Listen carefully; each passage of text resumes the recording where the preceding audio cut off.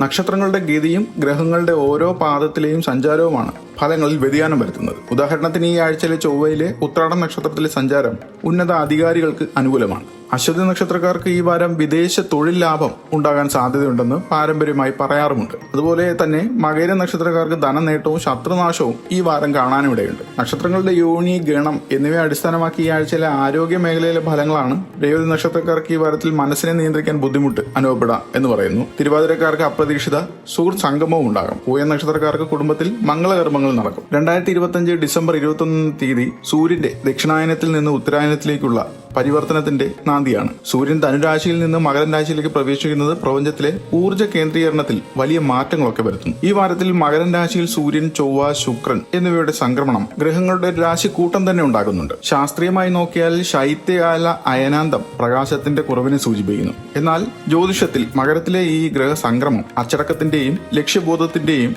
പ്രതീകമായിട്ടാണ് കാണുന്നത്. ചൊവ്വ മകരത്തിൽ ഉച്ചസ്ഥിതിയിൽ നിൽക്കുമ്പോൾ വ്യക്തികളിൽ അമിതമായ ആവേശവും അതേസമയം തന്ത്രപരമായ നീക്കങ്ങളും പ്രകടമാകും. ചൊവ്വ ഈ ആഴ്ച മകരത്തിൽ ഏറ്റവും ശക്തിയുള്ള അവസ്ഥയിലാണ്. ഇത് കഠിനാധ്വാനത്തിലൂടെ വിജയം നേടാൻ സഹായിക്കും. എന്നാൽ മീനത്തിൽ നിൽക്കുന്ന ശനി ചൊവ്വയുമായി ഒരു സ്ക്വയർ ആസ്പെക്ട് സൃഷ്ടിക്കുന്നുണ്ട്.